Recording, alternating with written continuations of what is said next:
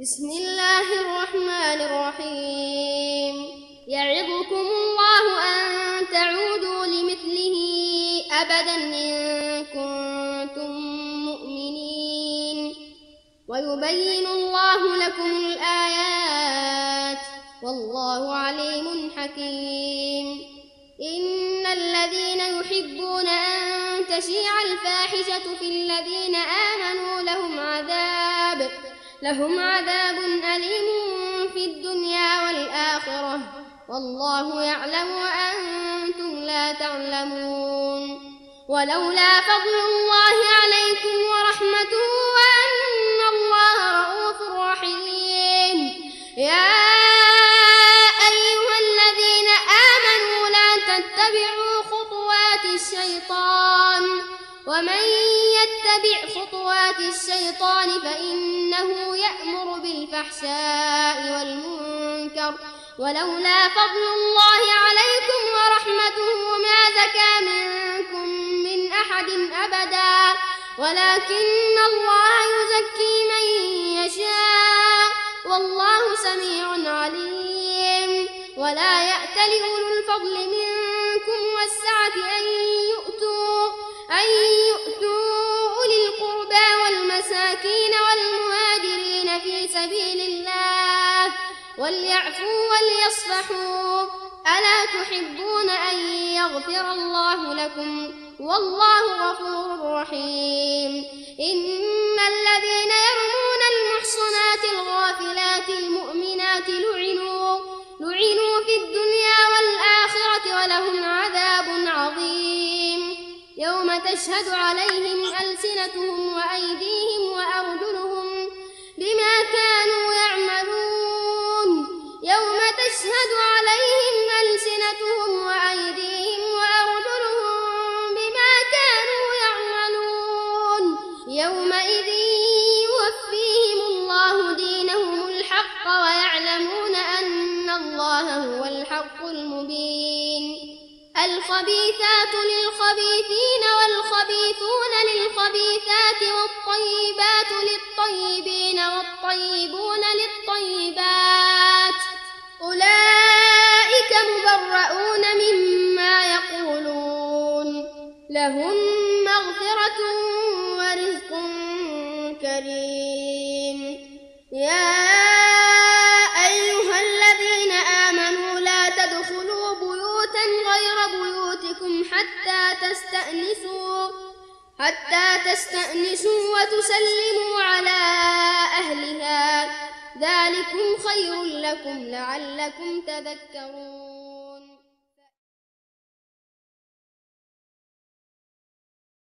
بسم الله الرحمن الرحيم.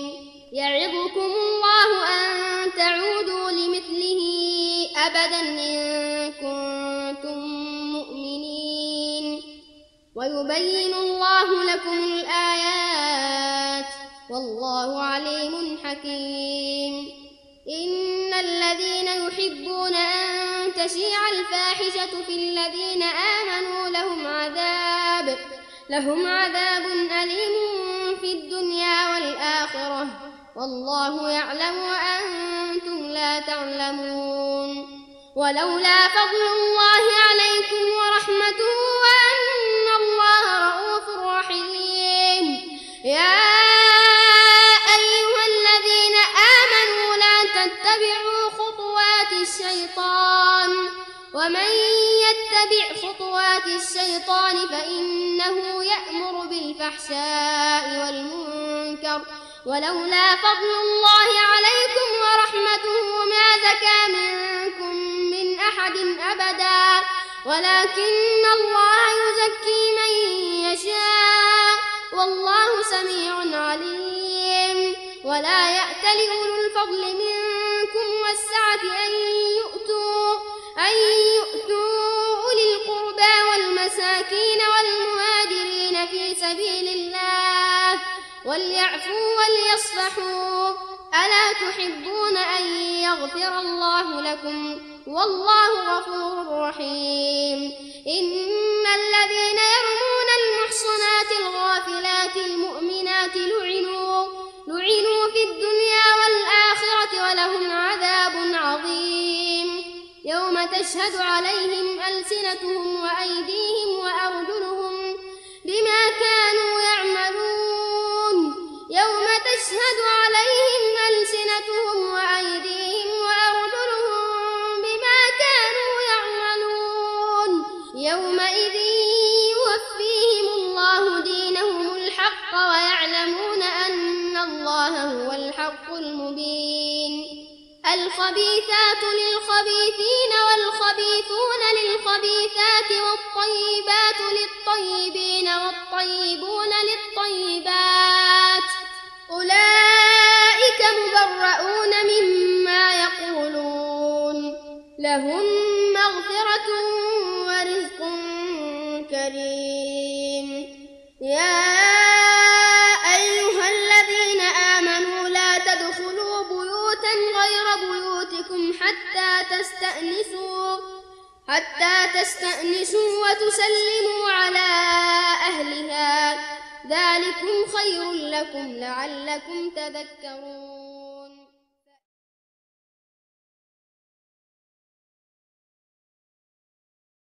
بسم الله الرحمن الرحيم يعظكم الله أن تعودوا لمثله أبدا إن كنتم مؤمنين ويبين الله لكم الآيات والله عليم حكيم إن الذين يحبون أن تشيع الفاحشة في الذين آمنوا لهم عذاب أليم في الدنيا والآخرة والله يعلم وأنتم لا تعلمون ولولا فضل الله عليكم ورحمته وأن الله رؤوف رحيم يا أيها الذين آمنوا لا تتبعوا خطوات الشيطان ومن يتبع خطوات الشيطان فإنه يأمر بالفحشاء والمنكر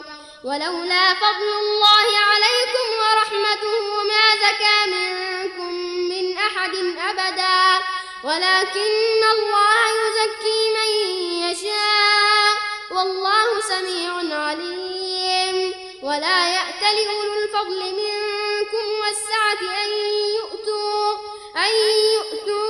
أولي القربى والمساكين والمهاجرين في سبيل الله وليعفوا وليصفحوا ألا تحبون أن يغفر الله لكم والله غفور رحيم إن الذين يرمون المحصنات الغافلات المؤمنات لعنوا في الدنيا والآخرة ولهم عذاب عظيم يوم تشهد عليهم ألسنتهم وأيديهم وأرجلهم بما كانوا يعملون يوم تشهد عليهم ألسنتهم وأيديهم وأرجلهم بما كانوا يعملون يومئذ يوفيهم الله دينهم الحق ويعلمون أن الله هو الحق المبين الخبيثات للخبيثين والخبيثون للخبيثات والطيبات للطيبين والطيبون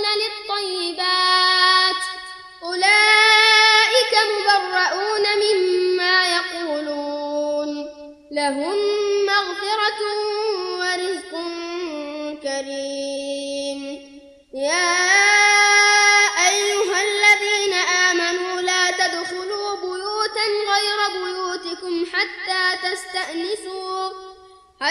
تستأنسوا وتسلموا على أهلها ذلكم خير لكم لعلكم تذكرون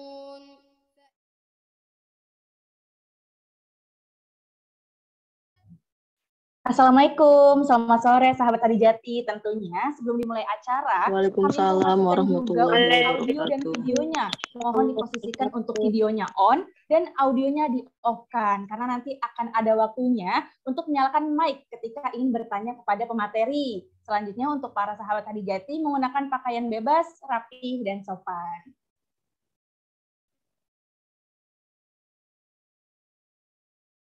بسم الله الرحمن الرحيم يعظكم الله أن تعودوا لمثله أبدا إن كنتم مؤمنين ويبين الله لكم الآيات والله عليم حكيم إن الذين يحبون أن تشيع الفاحشة في الذين آمنوا لهم عذاب أليم في الدنيا والآخرة والله يعلم وأنتم لا تعلمون ولولا فضل الله عليكم ورحمته وأن الله رؤوف رحيم يا أيها الذين آمنوا لا تتبعوا خطوات الشيطان ومن يتبع خطوات الشيطان فإنه يأمر بالفحشاء والمنكر ولولا فضل الله عليكم ورحمته ما زكى منكم من أحد أبدا ولكن الله يزكي من يشاء والله سميع عليم ولا يأتل أولو الفضل منكم والسعة أن يؤتوا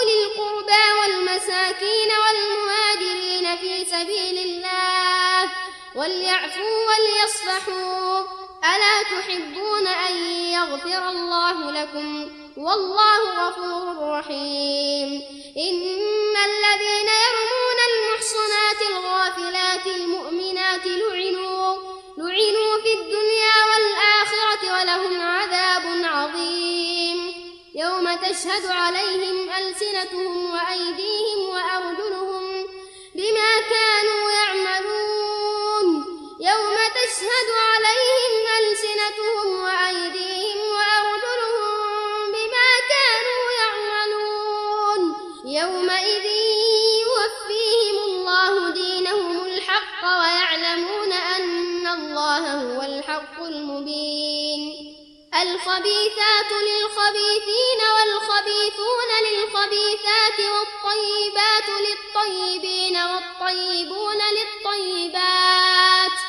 أولئك مبرؤون مما يقولون لهم مغفرة ورزق كريم يا أيها الذين آمنوا لا تدخلوا بيوتا غير بيوتكم حتى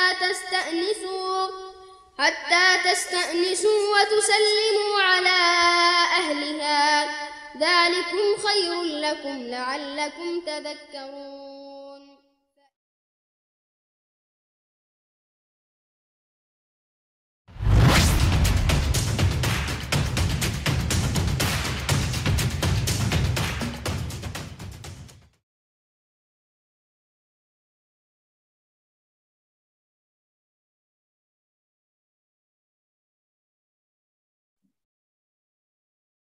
Baik, Assalamualaikum warahmatullahi wabarakatuh. Selamat sore sahabat Hadijati, salam sejahtera untuk kita semua.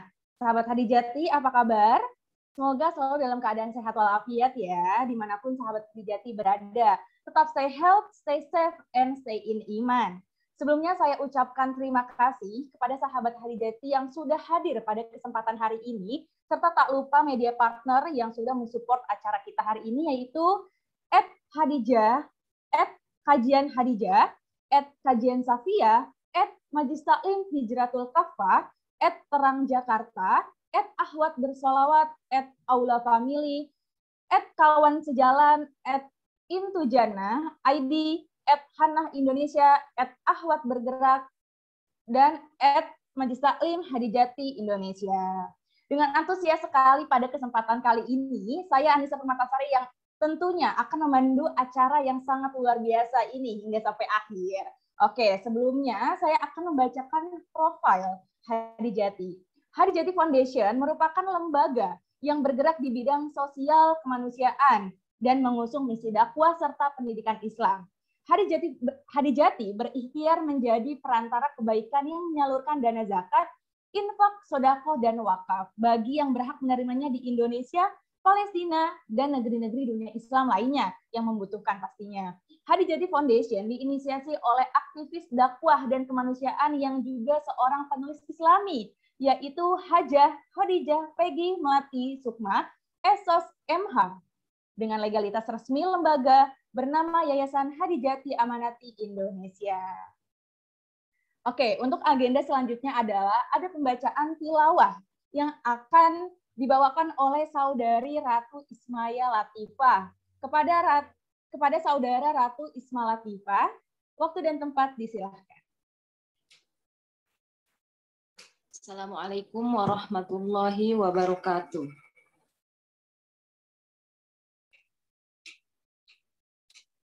A'udzu billahi minasy syaithanir rajim. Bismillahirrahmanirrahim. Qul in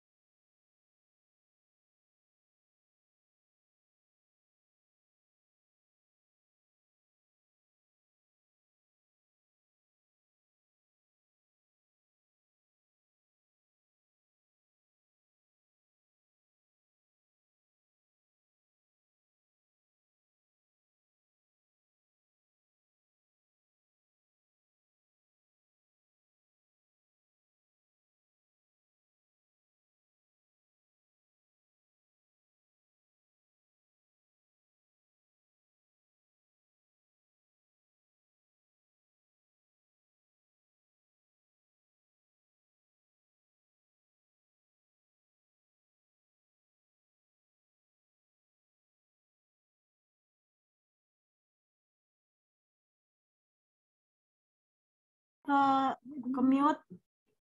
Itu suaranya nggak ada. Mbak Atu suaranya nggak ada sejak.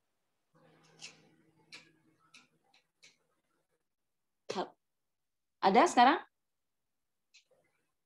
Udah ada sekarang. Dari awal tadi. Oke, alhamdulillah suaranya sudah terdengar. Untuk itu kita ulangi lagi untuk pembacaan surat tilawahnya kepada Saudari Ratu Ismaya Latifah. Waktu dan tempat disilakan. Assalamualaikum warahmatullahi wabarakatuh.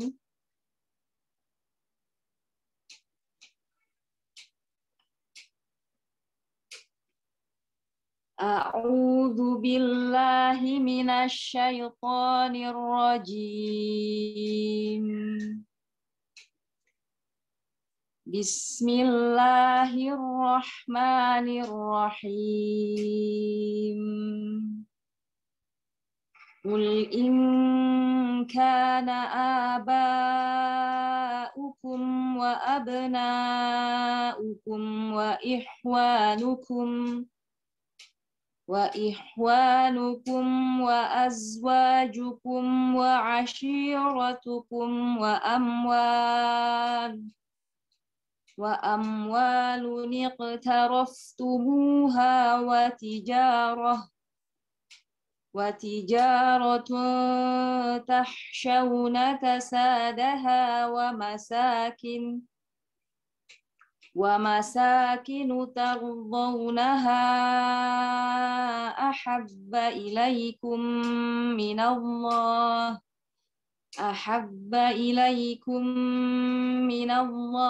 wa rasulihi wa jihadin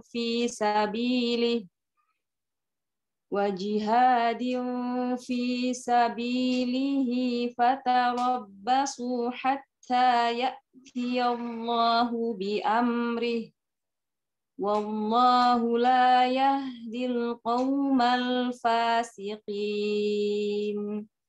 Shadaqallahul azim.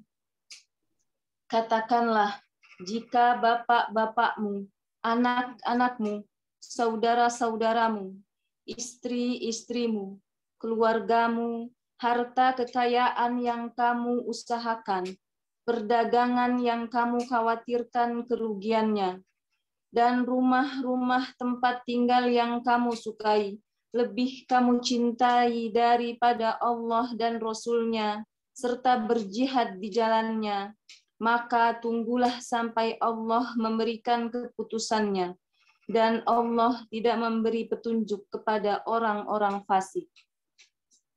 Assalamualaikum warahmatullahi wabarakatuh.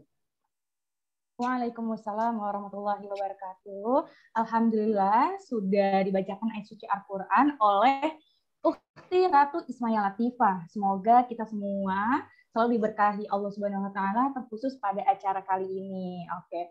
Acara selanjutnya adalah pemutaran video program mengenai bantuan keluarga syuhada.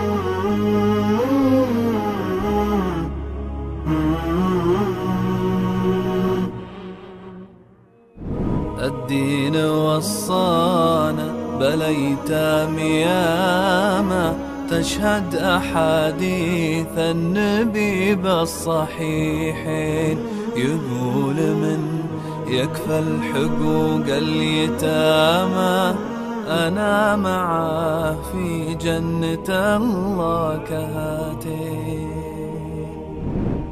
يا من زرع في خافقه حب الأيتام خلى لهم في مهجة الصدر قيمة وصية وصى بها دين الإسلام تطمح لها كل النفوس العظيمة. أبشرك يا شكرا مؤسسة خديجتي على مساعدة أسر الشهداء.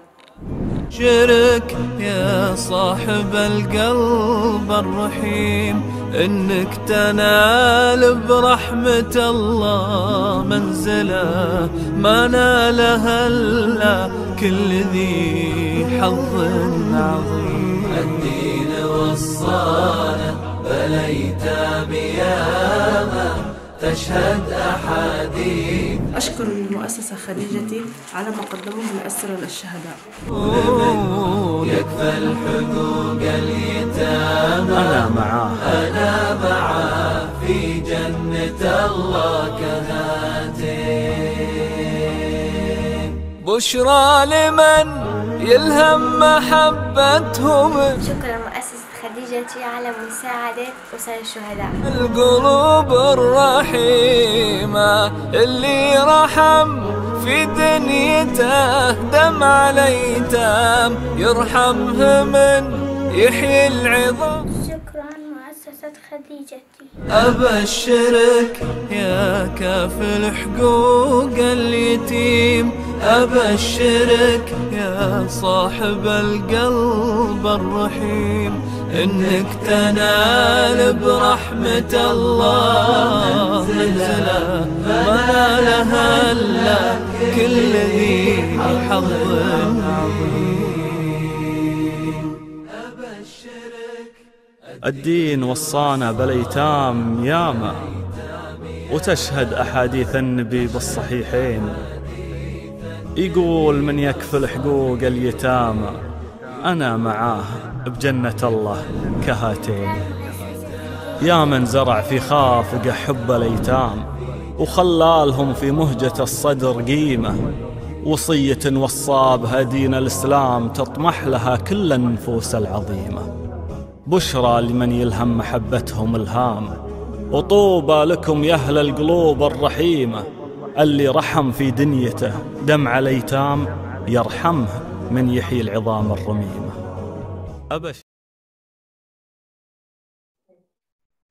Alhamdulillah sahabat Hadijati, baru kita saksikan video program kemanusiaan Hadijati untuk Palestina yang kami sajikan dengan doa dan harapan agar lebih banyak lagi yang dapat kita bantu di sana.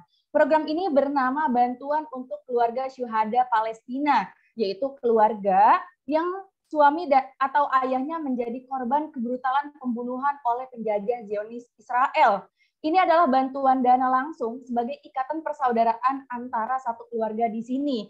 Membantu satu keluarga di sana, kami prioritaskan keluarga syuhada Palestina yang memiliki anak perempuan agar anak-anaknya dapat ternaungi bagai memiliki ayah kembali dengan dibantu oleh keluarga di Indonesia. Sedekah per bulan dimulai dengan nominal 1,5 juta rupiah per bantuan untuk satu keluarga syuhada. Kami akan kirimkan data keluarga di sana kepada keluarga di sini.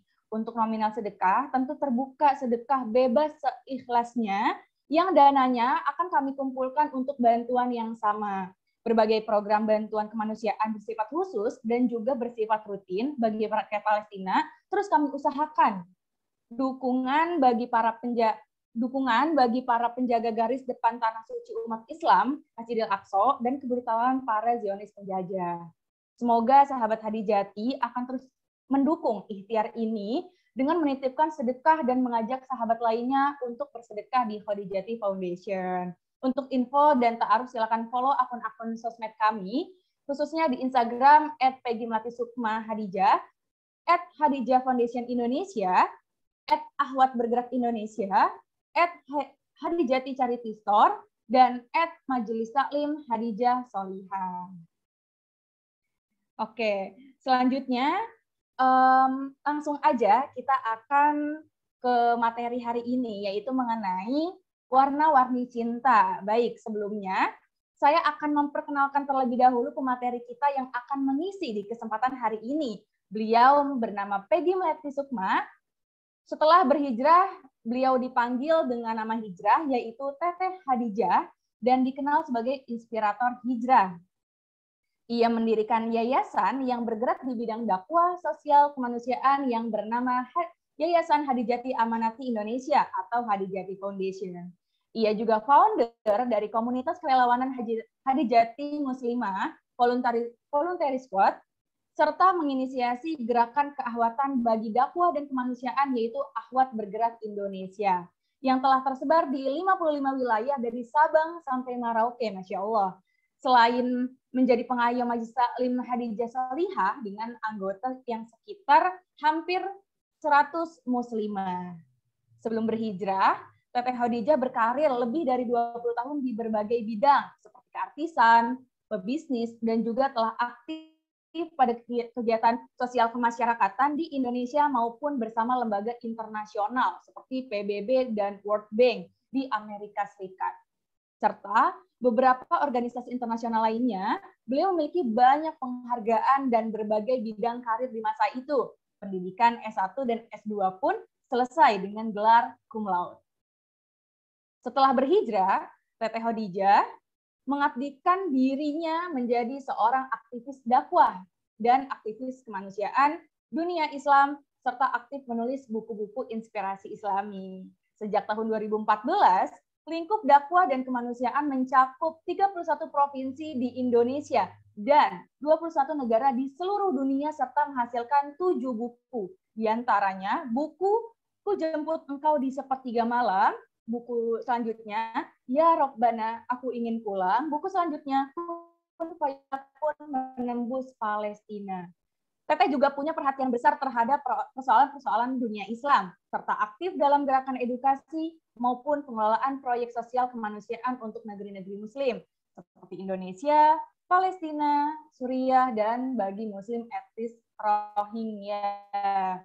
Selain itu, proyek di antara lain, gerakan membumikan Al-Quran dengan mendirikan 99 rumah belajar Al-Quran Asmaul Husna yang sudah terbangun di 8 beberapa wilayah.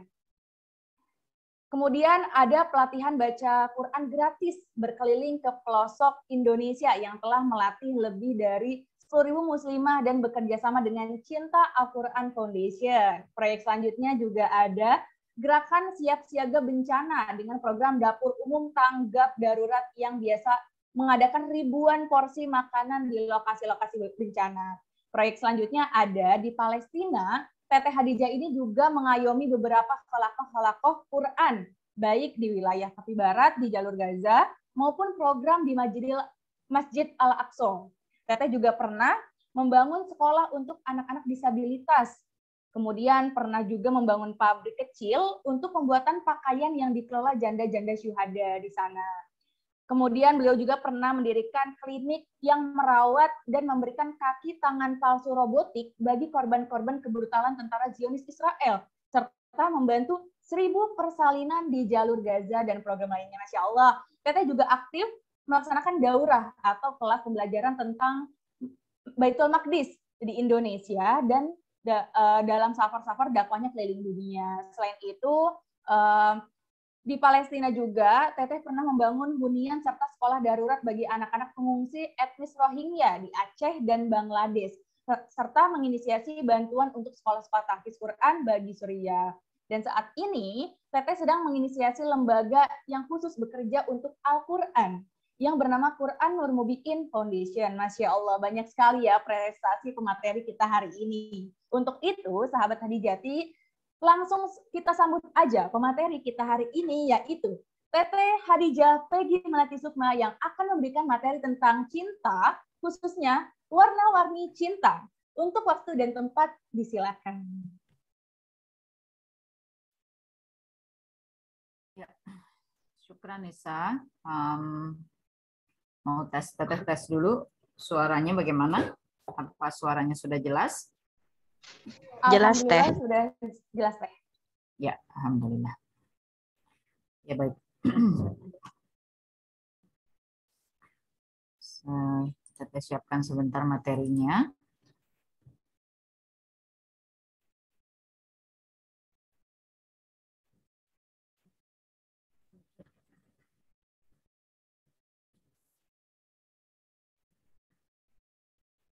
Ya, langsung gitu materinya. Baik, sebelum dimulai, ini materinya juga sudah terlihat ya untuk jamaah. Alhamdulillah sudah terlihat ya. Ya, baik. Kita mulai pertemuan pada kesempatan yang kedua ini pada Hadijati Muslimah Class dengan tema bulan Februari ini, Let's Learn About Love. Kita akan buka dengan salam. Assalamualaikum warahmatullahi wabarakatuh. Waalaikumsalam warahmatullahi wabarakatuh. A'udzu billahi minasyaitonir rajim. Bismillahirrahmanirrahim. Astaghfirullahalazim, astaghfirullahalazim, astaghfirullahalazim wa atubu ilaih. Asyhadu an la ilaha illallah wa asyhadu anna Muhammadan abduhu wa rasuluh. La nabiyya ba'dah. Bismillahirrahmanirrahim. Rabbis rahli sadri wa yassir li amri wahlul 'uqdatam min lisani yafqahu qawli. Amma ba'd. Bismillahirrahmanirrahim. Segala puji hanya bagi Allah Ta'ala. Alhamdulillah wa syukrulillah. Masya Allah la haula wa la quwata illa billah. Allah izinkan kita berkumpul kembali pada kesempatan sore hari ini. Insya Allah pada pertemuan yang kedua dari Hadijati Muslimah Class yang temanya Let's Learn About Love, edisi Februari 2022. Setelah kemarin kita juga diizinkan Allah Ta'ala berkumpul pada sesi yang pertama, yaitu topiknya adalah tentang cinta dalam Islam. Sementara pada pertemuan sore hari ini, insya Allah temanya adalah warna-warni cinta ya. Topiknya adalah warna-warni cinta. Mudah-mudahan jamaah semua yang hadir pada kesempatan sore hari ini juga adalah yang telah diizinkan Allah kemarin ikut hadir. Jika ada yang kemarin belum hadir, Mungkin nanti ketika sesi 3 hari ini telah di-upload ya oleh tim Hadijati di YouTube Hadijati Foundation, insya Allah nanti bisa disimak ulang ya perjalanan yang telah kita lalui di hari yang kemarin di sesi yang pertama. Baik, mari kita kirimkan terlebih dahulu salawat dan salam pada baginda Rasulullah Shallallahu Alaihi Wasallam beserta para istri, seluruh keluarga, seluruh sahabat, seluruh pengikutnya. Insya Allah kita semua di hari akhir diizinkan Allah Ta'ala untuk menerima syafaat beliau, memudahkan kita di hari penghisaban dan saat menyeberang sirat sehingga kita bisa tiba di pintu-pintu jannah dengan selamat. Amin ya rabbal alamin. Baik, kita akan mulai diskusi yang pertama ya.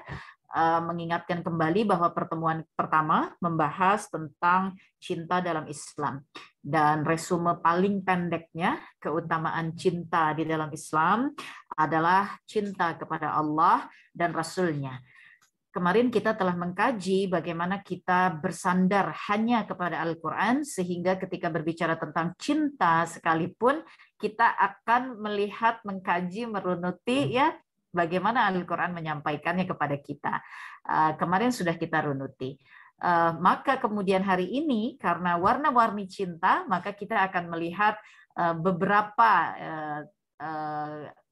kebiasaan-kebiasaan kita ya di dalam hidup ini terkait dengan cinta. Bagaimana sebetulnya kedudukan cinta setelah Allah dan Rasul-Nya. Maka kita akan menyimak dari surah At-Taubah ayat ke-24 yang tadi telah dibacakan oleh Hadijati Muslimah Voluntary Squad, yaitu Ukhti Atu, dengan arti, katakanlah, jika bapak-bapak, anak-anak, saudara-saudara, istri-istri, kaum keluargamu, harta kekayaan yang kamu usahakan, perniagaan yang kamu khawatirkan kerugiannya, dan tempat tinggal yang kamu sukai adalah lebih kamu cintai dari Allah dan Rasul-Nya dan dari berjihad di jalan Allah, maka tunggulah sampai Allah mendatangkan keputusannya. Kata keputusannya ini bermakna peringatan, ya peringatan yang sekaligus suatu keputusan ya, peringatan dari Allah terhadap diri kita ketika menjadikan yang lain-lain itu lebih kita cintai daripada Allah, Rasulullah, dan berjihad di jalan Allah. Allah menutup ayat ini dengan mengatakan sesungguhnya Allah tidak memberi petunjuk kepada orang-orang yang fasik. Orang-orang fasik ini kategorinya tentu bukan orang yang beriman ya di hadapan Allah Ta'ala. Dia bisa saja seorang Islam, tapi dia tidak beriman kepada Allah Subhanahu wa Ta'ala. Ya, dan astagfirullahaladzim wa atubu ilaih, tentu kita tidak berharap bahwa kita termasuk dalam kategori yang demikian di hadapan Allah Ta'ala. Ini ayat ini bicara tentang cinta ya. Let's learn about love. Kita sedang belajar tentang cinta. Ayat ini bicara tentang cinta. Jadi setelah kita mengkaji kemarin tentang keutamaan cinta dalam Islam adalah Allah Ta'ala, Al-Baqarah 165 ya, dan kemudian Allah Ta'ala telah menyampaikan jika betul kita mencintai Allah, maka kita diperintahkan untuk ikut kepada Nabi Muhammad Sallallahu Alaihi Wasallam ya, Ali Imran 31, maka kemudian Allah akan mencintai kita. Dan masih diberi bonus, Allah akan mengampuni dosa-dosa kita. Masya Allah ya. Maka cinta setelah Allah adalah Nabi Shallallahu Alaihi Wasallam, dan mencintai Nabi Shallallahu Alaihi Wasallam ya itu harus lebih daripada mencintai diri kita sendiri. Itu pun disampaikan di dalam Al-Quran, kemarin sudah kita bahas. Oleh karenanya hari ini karena kita bicara tentang warna-warni cinta, maka setelah Allah dan Rasul-Nya kita ingin melihat bagaimana sebetulnya cinta setelah cinta kepada Allah dan Rasul-Nya. Ternyata berikutnya, jika kita bersandar kepada Al-Quran, maka cinta selanjutnya adalah cinta kepada berjihad di jalan Allah, ya, jalan agama Allah. Inilah sesuai seperti bagaimana Allah telah menyampaikan kepada kita lewat surah At-Taubah ayat yang ke-24. Kedudukan cinta setelah kepada Allah dan Rasul-Nya adalah cinta kepada berjihad di jalan Allah. Oleh karenanya kita coba lihat sedikit ya secara singkat tentang kata jihad ini, sebab seringkali kata ini menimbulkan alergi, sensitif, ya, konotasi yang berbeda-beda, ya. Maka kita akan melihat secara singkat kajian singkat tentang jihad. Jihad ini merupakan kata serapan dari bahasa Arab yang artinya mengerahkan segenap daya potensi diri dalam melakukan sesuatu. Kalau bahasa anak mudanya seperti Nisa nih, tim Hadijati dengan teman-temannya pasti nyebutnya all out gitu. Pokoknya all out ya, betul-betul mengerahkan ya segala daya dan potensi diri dalam melakukan sesuatu ya. Maka berjihad di jalan agama Allah artinya mengerahkan segenap daya potensi diri dalam melakukan segala sesuatu di jalan agama Allah ya. Sama dengan kita melakukan berbagai macam amal saleh ya, dengan sekuat daya upaya kita sesuai perintah Allah dan Rasul-Nya.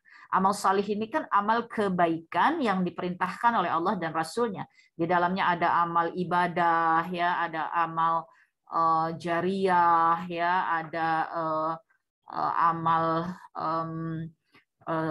berbagai macam amal kebaikan yang diperintahkan oleh Allah Subhanahu wa Ta'ala dan dituntunkan oleh Nabi Shallallahu Alaihi Wasallam. Nah, jihad memang dapat dimaknai juga sebagai qital ya, qital atau perang. Kata jihad ini muncul dalam berbagai bentuknya ya, derivasinya di dalam Al-Qur'an itu sebanyak 41 kali dan semuanya berkonotasi tentang peperangan.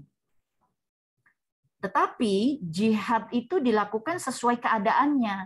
Jadi bukan berarti kalau kata jihad itu juga dipergunakan dalam makna peperangan, maka kemudian itu berlaku tanpa pengkajian apapun ya. Tidak seperti itu.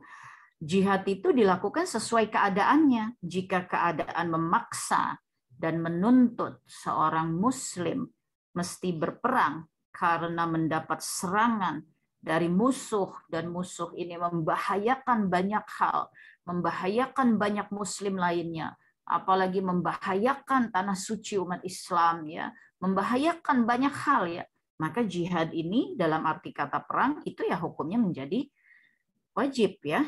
Namun jika kita berada dalam keadaan damai, aman, tentram gitu ya, situasi normal, maka medan jihad bagi seorang muslim menjadi sangat luas ya.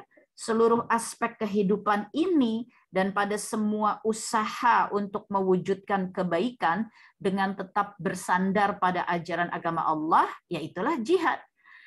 Seluruh aspek kehidupan ya, menjadikan seluruh hidup ini sebagai ibadah kepada Allah, menjadikan seluruh hidup ini sebagai dakwah bagi agama Allah.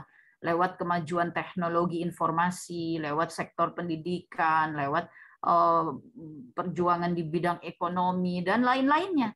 Artinya kalau kita berada dalam situasi keadaan yang normal, maka seluruh aspek kehidupan kita ini adalah medan jihad ya. Rumah tangga itu medan jihad. Bagaimana kemudian kita berjuang untuk menolak segala sesuatu yang haram ya. Bagaimana di dalam mencari nafkah ya, ini semuanya medan jihad bagi seorang muslim. Maka sangat tidak tepat ya apabila selalu memaknai kata jihad ini dengan makna atau maksud qital atau perang ya, apalagi menggelorakan ya makna perang ini dalam keadaan yang damai, dalam keadaan yang normal ya, ritme kehidupan yang aman, yang tentram gitu ya. Dan pada Al-Qur'an juga hadis sesungguhnya banyak menyebut kata peperangan ini dengan bentuk lain seperti al-qital, al-harb, al-ma'rakah, dan al-sariyah ya. Maka tidak hanya mengenai peperangan, tetapi istilah jihad ini juga diperkenalkan atau disebut oleh Nabi Shallallahu Alaihi Wasallam sebagai sebuah upaya untuk mengendalikan diri dari hawa nafsu.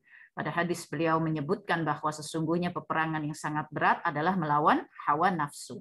Inilah jihad ya, seorang hamba untuk melawan hawa nafsunya. Dari kajian singkat ya yang telah kita lewati barusan pada pembuka, maka insya Allah berbicara warna-warni cinta, maka cinta setelah Allah dan Rasul-Nya itu adalah cinta kepada berjihad di jalan Allah, ya. Dan kita telah pahami tadi secara singkat tentang jihad itu sendiri. Maka dalam hidup kita, perjuangan yang utama itu adalah bagaimana terus menumbuhkan cinta kepada Allah dan Rasul-Nya. Tentu kemarin kita telah mengkaji bagaimana kita harus terus berusaha mengenali Allah dan Rasul-Nya. Bagaimana kita harus terus melakukan tafakkur, ya, melihat, memandang kepada diri kita untuk bisa menjalani proses kecintaan kepada Allah dan Rasul-Nya. Man arafa nafsahu faqad arafa rabbahu. Barang siapa kenal dengan dirinya, dia akan makin mengenal Tuhannya, ya. Yang kemarin Teteh sebutkan dalam contoh semisal bagaimana kita mengenali tentang keadaan tubuh kita, bagaimana kita mengenali bahwa kita punya simpul-simpul saraf tubuh yang berjumlah triliunan, yang cara kerjanya tidak pernah ketukar, tidak pernah kecepatan, tidak pernah kelambatan, semua tertib dalam pola kerjanya. Masya Allah, melihat itu saja kita mengenali diri kita, maka akan makin mengenali Allah Ta'ala. Bahwa tidak ada zat yang bisa mengerjakan sesuatu yang demikian. Kita melihat bagaimana bulan, matahari terus bergantian dalam tugasnya. Kita membaca dalam ilmu pengetahuan tentang antariksa, bagaimana ada beratus-ratus miliar benda-benda langit yang bergelantungan di jagat raya, tapi tidak selalu terjadi kehebohan, berbenturan, bertabrakan, hancur-hancuran. Astagfirullahaladzim. Kiamat belum tiba, maka hal itu tidak terjadi. Semuanya betul-betul tertib, ya, berputar pada porosnya, berada pada tempatnya. Masya Allah, siapa itu yang mengerjakan? Siapa yang melakukan? Bumi ini bulat dan bundar, tetapi setiap kita berdiri tegak di atas tanah dengan gravitasi yang telah tercipta sebagai bagian dari sistem dunia ini. Barang siapa mengenali dirinya, dia akan makin mengenali Tuhannya. Ya, itulah bagian dari ikhtiar kita untuk bisa menumbuhkan cinta kepada Allah, ya, kepada Rasulullah, tentu dengan mempelajari sirah, mengerti tentang sejarahnya, mengerti tentang sejarah Islam, ya, melihat naik turun keadaan perjuangan Islam, ya, yang dibawa oleh Nabi Shallallahu Alaihi Wasallam dan para penerusnya. Masya Allah. Inilah ikhtiar untuk menumbuhkan cinta. Lalu bagaimana cinta yang selanjutnya? Cinta kepada berjihad di jalan Allah. Berjihad di jalan Allah ini artinya dengan segala daya upaya potensi diri kita mengerjakan sesuatu. Nah, sesuatu yang disebut di sini telah ditegaskan pada At-Taubah 24, yaitu adalah cinta kepada berjihad di jalan Allah. Maka kita berdaya upaya dengan segala potensi diri kita untuk terus melakukan segala sesuatu di jalan agama Allah ini. Artinya kita tidak menjadi hamba yang santai-santai, malas-malasan, masa bodoh, tidak berupaya, ya, lemah, lemas, malas, tidak. Tapi kita menjadi hamba yang berjihad, maka perbuatannya itu mujahadah, ya, muslimahnya disebut mujahidah, Masya Allah. Dan kembali lagi satu ayat yang terus menjadi penyemangat juga bagi Teteh, Al-Ankabut ayat penutup, ya, di mana Allah berjanji sesungguhnya orang-orang yang senantiasa berjihad untuk mencari keridhaan Allah, maka Allah lah sendiri yang akan memberikan petunjuk atas jalan-jalan yang mesti ditempuh oleh hambanya ini. Allah berjanji, Allah benar-benar akan membersamai, tidak akan meninggalkan. Tapi kuncinya adalah mujahadah, ya, berjihad demi untuk mendapat keridhaan Allah Subhanahu wa taala. Inilah cinta. Cinta, kita mencintai perjuangan kita ini, ya, mencintai perjuangan kita berada di jalan Allah ini, ya, dengan segala keadaannya, naik turunnya, lika-likunya, masalah-masalah pribadi yang kita hadapi, la haula wala quwata illa billah. Karena bahkan masalah pribadi yang kita hadapi itu harus disikapi seperti bagaimana Allah dan Rasul-Nya telah memerintahkan kepada kita. Karena kita mencintai berjihad di jalan Allah, maka termasuk menegakkan perilaku-perilaku diri, sikap-sikap diri, sifat-sifat diri di dalam menghadapi seluruh keadaan hidup sampai hari terakhir kita di dunia. sampai jam terakhir kita di dunia, sampai detik terakhir kita di dunia, kita tetap menegakkan agama Allah di muka bumi ini. Ya, nah tentu saja berikutnya ada cinta kepada makhluk. Ya, ada cinta kepada makhluk karena Allah adalah Sang Khalik dan seluruhnya adalah makhluk, seluruhnya adalah ciptaan Allah. Ya, maka sesuai perintah Allah pada Quran surah At-Taubah yang ke-24, cinta kepada makhluk itu menjadi cinta selanjutnya setelah 3 cinta yang utama. Yang pertama Allah, kemudian Rasulnya, kemudian berjihad di jalan Allah. Nah, cinta kepada makhluk itu adalah bukti cinta kita kepada Allah, gitu. Ya, sebab Allah adalah Al-Wadud, Sang Maha Cinta. Seluruh cinta yang manapun dan apapun itu datangnya sumbernya dari Allah Subhanahu wa Ta'ala. Oleh karenanya cinta kepada makhluk itu harus menjadi jalan kita mencintai Allah, gitu. Maka mencintai makhluk tidak boleh dengan cara mencinta yang tidak disukai dan apalagi dilarang oleh Allah Subhanahu wa Ta'ala. Mencintai makhluk itu bukti cinta kita kepada Allah, karena makhluk tersebut datangnya dari Allah. Perasaan cinta datangnya dari Allah, ya. Dan Allah telah memberikan kita akal agar kita bisa membedakan yang hak dan yang batil, yang halal dan yang haram, ya. Allah mengatakan pada surah Al-Insan ayat pertama dan ayat kedua bahwa sesungguhnya Allah itu menciptakan kita itu sudah dilengkapi dengan ujian, yaitu perintah dan larangan. Oleh sebab itu Allah memberikan kita panca indera, memberikan kita kemampuan untuk menalar, merasa, berpikir, ya. Supaya apa? Supaya kita bisa membedakan mana yang dilarang, mana yang dibolehkan. Jadi Allah mengadakan panca indera kita, mengadakan akal kita tuh untuk itu, gitu, sebagai sarana bagi kita untuk bisa membedakan yang hak batil, halal haram, yang dilarang, yang diperintahkan, begitu ya.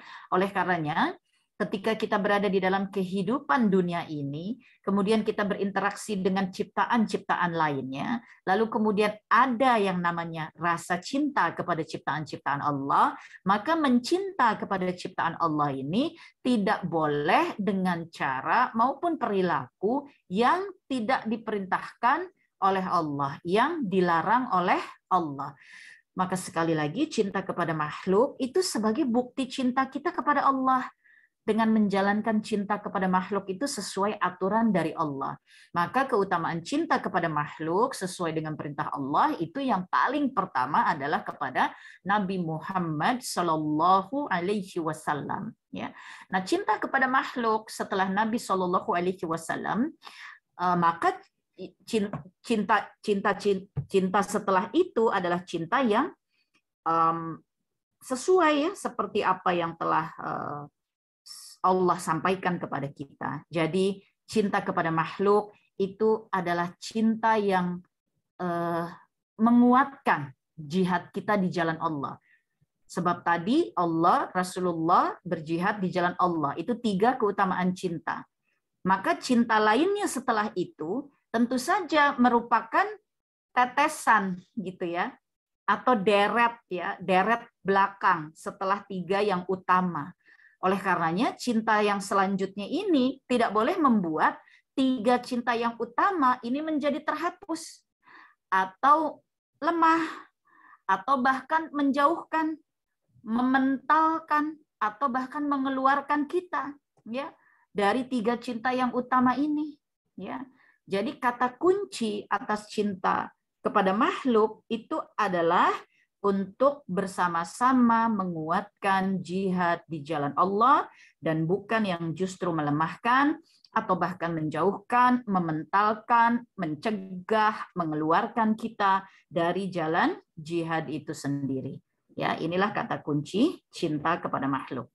Nah, cinta kepada makhluk.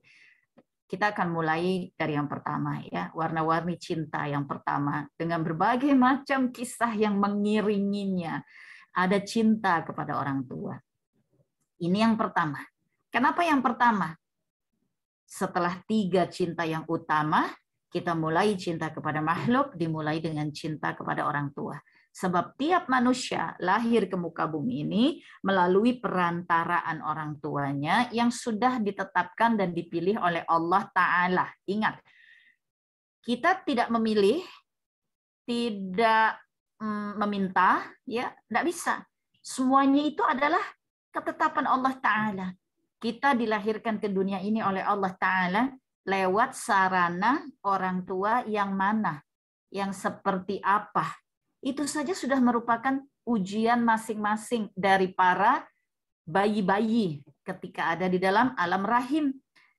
Ya, sudah dimulai ujiannya karena pada surah Kahfi ayat yang ke-7 sudah disebutkan sesungguhnya dunia ini tempatnya ujian. Maka ketika makhluk yang bernama manusia telah ditibakan di alam rahim, yang artinya dia sedang melakukan perjalanan ke alam dunia, ujiannya sudah dimulai. Ujian yang paling awal, dia tidak pernah bisa tahu, memilih, meminta, akan dilahirkan melalui orang tua yang mana dan seperti apa. Ya, itu sudah ketetapan Allah.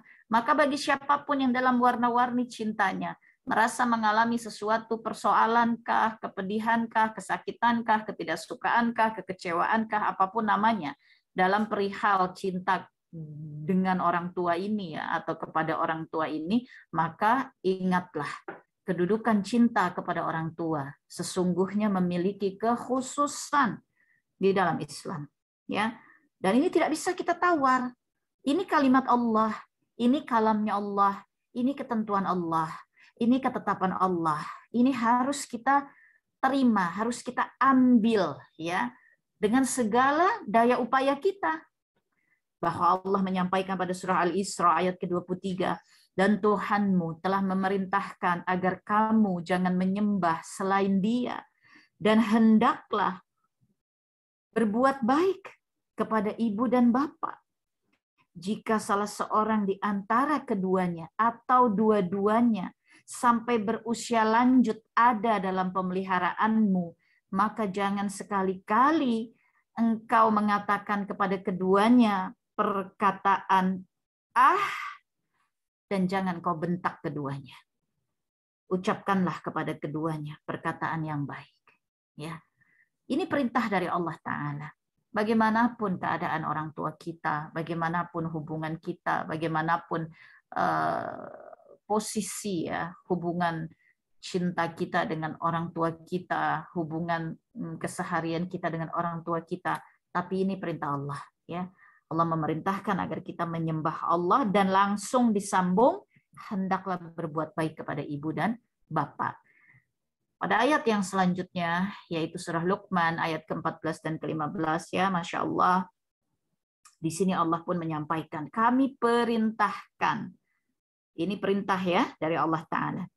Kepada manusia agar berbuat baik kepada kedua orang tuanya.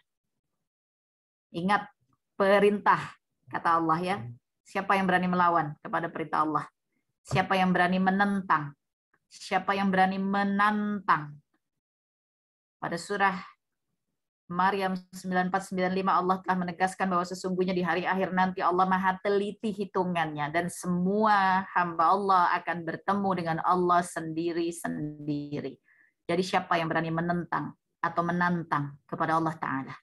Kami perintahkan kepada manusia agar berbuat baik kepada kedua orang tuanya. Ibunya telah mengandungnya dalam keadaan lemah yang bertambah-tambah dan menyapihnya sampai usia 2 tahun. Bersyukurlah kepadaku dan kepada kedua orang tua. Allah sandingkan lagi seperti Al-Isra tadi. Allah mengatakan hendaklah berbuat baik. Allah memerintahkan agar menyembah Allah ya dan berbuat baik kepada orang tua. Pada Al-Luqman Allah mengatakan bersyukurlah kepadaku dan kepada kedua orang tua. Masya Allah ya. Kita diperintahkan berbuat baik, diperintahkan bersyukur, mensyukuri gitu ya. Bagaimanapun apapun orang tua kita, cerita hidup kita dengan orang tua kita, warna-warni kisah cinta kita dengan orang tua kita, perintah Allah berbuat baiklah. Perintah Allah bersyukurlah kepada kedua orang tuamu. Allah mengatakan hanya kepada aku kembalimu. Dan jika keduanya memaksamu untuk mempersekutukan aku dengan sesuatu yang engkau tidak memiliki ilmu tentang itu, maka janganlah engkau menaati keduanya. Sebab ini menyekutukan Allah. Menyekutukan Allah dengan apapun yang kita tidak faham tentangnya, kita tidak apapun.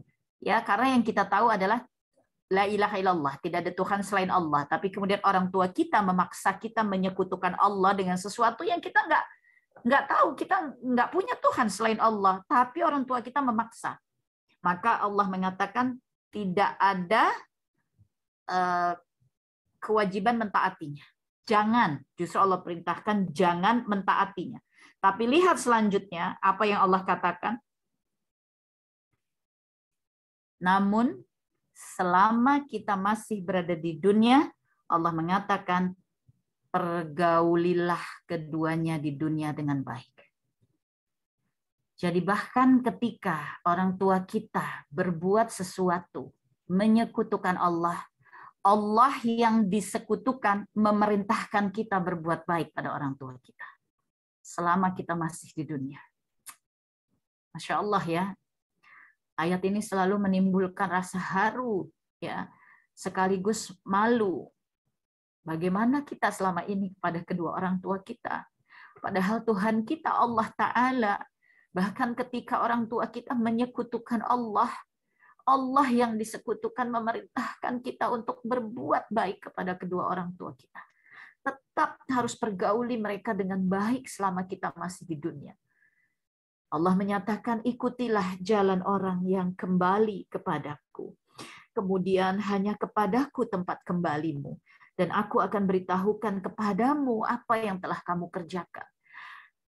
Allah Maha tahu bahwa apa yang Allah perintahkan dalam surah Luqman 14-15 ini bukan sesuatu yang mudah.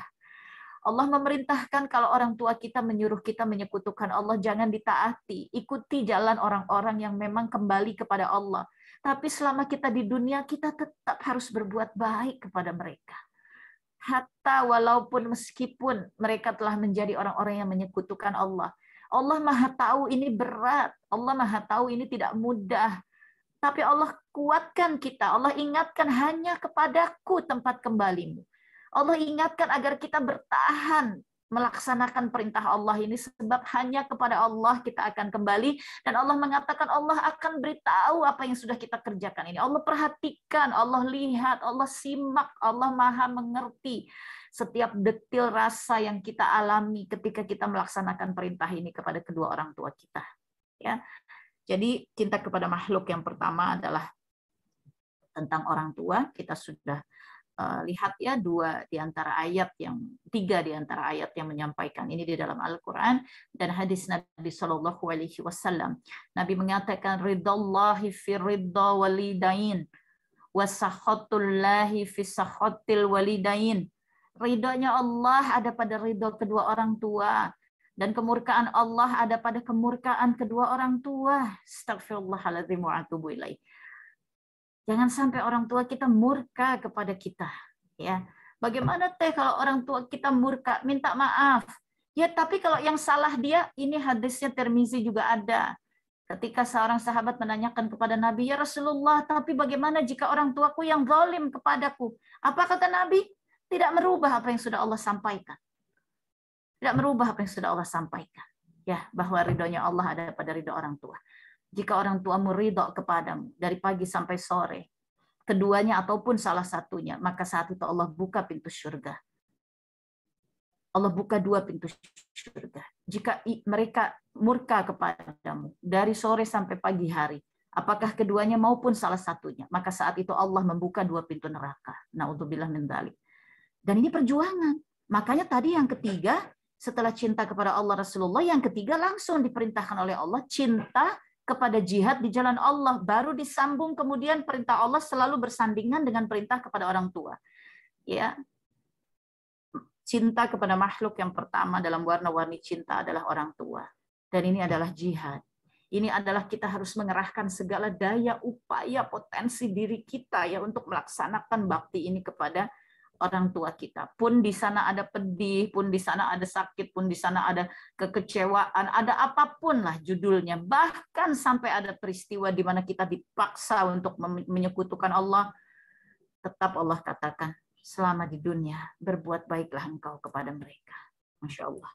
Selanjutnya, cinta kepada sesama manusia, ya, yang ketentuannya sudah diaturkan dalam agama Allah. Setelah orang tua, tentu cinta kepada sesama manusia, ya, yang lainnya. Karena kalau orang tua itu ikatannya kuat, kita menyandang nasab, ya, dari mereka, darah keturunannya, gitu ya, darah kita menyambung dengan mereka. Lalu kemudian ada sesama manusia yang lain, ya. Tentu yang pertama keluarga inti dan kaum keluarga kita lainnya, kerabat, ya, kaum keluarga lainnya. Pada An-Nisa ayat 36 Allah Ta'ala mengatakan, sembahlah Allah dan jangan kamu mempersekutukan Allah dengan sesuatu apapun, dan berbuat baiklah kepada kedua orang ibu dan bapak, karib kerabat, ya, ini artinya keluarga kita, ya, keluarga inti, keluarga lainnya, keluarga besar, ya, karib kerabat kita, anak-anak yatim, orang-orang miskin, tetangga yang dekat, tetangga yang jauh, teman sejawat, ibnu sabil, dan hamba sahayamu. Sesungguhnya Allah tidak menyukai orang-orang yang sombong dan membangga-banggakan diri. Jadi artinya di sini disebut setelah bapak ibu, yaitu karib kerabat, keluarga-keluarga kita yang lainnya. Ya, menjaga persaudaraan muslim. Tetapi menjaga persaudaraan muslim ini bukan artinya kemudian tidak ada aturannya. Ya, jangan karena kita merasa menjaga ukhuwah Islamiyah terus aturannya kita terabas. Tetap mengikuti sesuai aturan, ya, dari agama Allah. Bagi muslimah itu, ya, ada aturan tentang mahram, ya, ada aturan tentang pergaulan muslimah dengan lawan jenis maupun dengan sesama jenisnya, ya, yaitu perempuan, yaitu sesama muslimah. Kemudian menjaga akhlak, menjaga ketentuan-ketentuan dalam Islam, ya, hatta kepada keluarga inti, kaum keluarga kita lainnya, ya. Ini cinta kita kepada keluarga-keluarga kita, karib kerabat kita, menjaga persaudaraan muslim, ya, menjaga ukhuwah Islamiyah, menjaga silaturahim. Ya, kalau ukhuwah Islamiyah itu ukhuwah itu persaudaraan muslim. Jadi kepada yang lain yang tidak ada hubungan kekerabatan apapun, ya. Tetapi kalau silaturahim, ya, itu kepada mereka yang punya hubungan kekerabatan keluarga dengan kita, ya. Selanjutnya cinta kepada pasangan. Nah, ini warna-warninya rupa-rupa ini, ya. Berupa-rupa warna-warninya. Jadi langsung ingatnya kalau sekarang pasti layangan putus deh jadinya. Ya, ini cinta kepada pasangan, ya. Cinta kepada pasangan ini pada surah An-Nisa ayat ke-21, ya. Di sana telah disebutkan bahwa bagaimana kamu akan mengambilnya kembali, padahal sebagian kamu telah bergaul atau bercampur dengan yang lain sebagai suami istri. Di ujung dari ayat ini disebutkan mereka istri-istri telah mengambil dari kamu perjanjian yang kuat. Perjanjian yang kuat ini mitsaqan ghalizah, ya, di mana perjanjian yang kuat, perjanjian yang kokoh disebutkan, ya, atas hubungan yang disebut sebagai pernikahan. Jadi hubungan dengan pasangan itu mesti dibungkus dalam kehalalan. Tidak ada hubungan apapun yang diizinkan, ya, oleh Allah untuk dijalankan kecuali yang halal, yaitu pernikahan.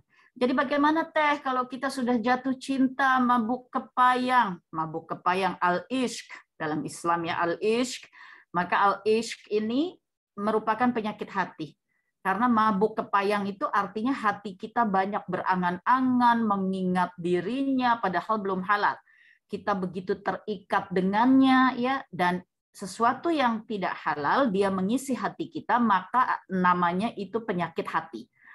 Nah, penyakit hati ini mesti disembuhkan, karena kalau tidak dia akan mendorong kita naudzubillah min dzalik kepada zina. Menyembuhkannya dengan apa? Menyembuhkannya yang paling pertama, mabuk kepayang dalam cinta, tentu dengan pernikahan, ya. Itu jalan pertamanya, menghalalkan hubungan tersebut di hadapan Allah Ta'ala sebelum terjadi sesuatu hal yang melanggar, ya, aturannya Allah Ta'ala. Aduh, rasanya belum siap, atau orang tua belum mengizinkan, dan lain-lain, walaupun tentu ada kajiannya lagi, ya, secara detail di dalam Islam tentang hal ini. Katakanlah demikian. Jadi harus apa menghadapi mabuk kepayang cinta ini? Kalau bukan pernikahan, maka harus diakhiri, dihentikan, ya. Tidak ada cara lainnya. Nah, hatinya yang mabuk kepayang harus diobati. Karena itu penyakit hati. Namanya penyakit mesti diobati. Obatnya apa bagi penyakit hati? Surah Yunus 57. Allah sudah menyebutkan bahwa sesungguhnya Allah menurunkan kitab yang mana ia adalah syifa, dia obat bagi segala sesuatu dan penyakit hati. Maka Qur'annya harus hidup. Bukan sekedar baca, cepat-cepat lewat, udah bisa baca, cuma sekedar ngabiskan target hari itu, bukan. Tapi betul-betul kembali kepada Quran untuk mengobati penyakit hati. Mengobati cinta yang mabuk kepayang harus kembali lagi merunuti hubungan kedekatan dengan Al-Quran. Tetapi jalan keluar sesungguhnya adalah menghalalkan, yaitu pernikahan. Kalau kemudian tidak pernikahan, harus diputuskan, lalu penyakit hatinya harus diobati. Dan jangan lupa, perjanjian pernikahan di dalam Islam itu disebut perjanjian yang kokoh di hadapan Allah, perjanjian yang kuat, mitsaqun ghaliza, dan di dalam Al-Quran hanya ada 3 jenis perjanjian seperti ini di hadapan Allah Ta'ala. Yang pertama adalah pernikahan, yang kedua adalah perjanjian ketauhidan antara hamba dengan Tuhannya, ya, Al-A'raf 172, dan kemudian perjanjian antara Nabi dan Rasul dengan Allah Subhanahu wa Ta'ala atas risalah-risalah yang diembannya, ya. Semua ini ada di dalam Al-Quran. Jadi cinta kepada pasangan itu tiada lain harus dibungkus dalam kehalalan. Tidak ada hubungan apapun yang diizinkan antara lawan jenis, ya, selain yang halal di hadapan Allah Subhanahu wa Ta'ala. Nah, ketika hubungan dihalalkan, kemudian terjadilah pernikahan, ya. Ada cinta suami kepada istri, ada cinta istri kepada suami. Nah, semuanya ini harus diwujudkan sesuai perintah Allah dan Rasulnya. Oleh karenanya harus mempelajari, ya. Makanya dalam Islam thalabul ilmi itu diwajibkan. Karena semua ini harus dengan ilmu. Kalau tidak dengan ilmu, ya semua juga kita rasanya akan berat, bingung, kok gini, kok gitu, gitu ya. Tapi kalau insya Allah kita berthalabul ilmi, kita terus berusaha mempelajari, maka di sanalah ada tuntunan dan panduan, ya. Cinta suami kepada istri itu tentu dengan mewujudkan hak dan kewajibannya, ya. Suami kepada istri, suami wajib memberi nafkah. Suami kepada istri wajib menyediakan rumah. Wajib menempatkan keluarganya di lingkungan yang baik. Lingkungan yang baik itu bukan berarti misalnya, oh mesti real estate, oh mesti daerahnya begini begitu. Bukan. Lingkungan yang baik itu lingkungan di mana berkumpul dengan orang-orang yang soleh, ya, dengan kawan karib kerabat yang memang berada di jalan Allah, ya. Bukan, jangan suami membawa istri kepada pergaulan-pergaulan yang tidak diridhoi oleh Allah, begitu ya. Jadi suami wajib menafkahi, wajib menyediakan rumah, wajib menempatkan istri dan rumah tangganya pada lingkungan yang baik, wajib memberi dan menyelesaikan mahar pernikahan, wajib melayani istri dengan baik, wajib mempergauli istrinya dengan baik, wajib menjadi pelindung bagi istri dari segala perkara dalam kehidupan, khususnya bahaya-bahaya kehidupan, wajib mengajarkan ilmu agama kepada istri, wajib memenuhi kebutuhan batin istri. Ini semuanya adalah cinta suami kepada istri. Dan ini perintah Allah, ya. Ini disampaikan dalam hadis-hadis Nabi Shallallahu Alaihi Wasallam tentang cinta tentang rumah tangga, begitu ya.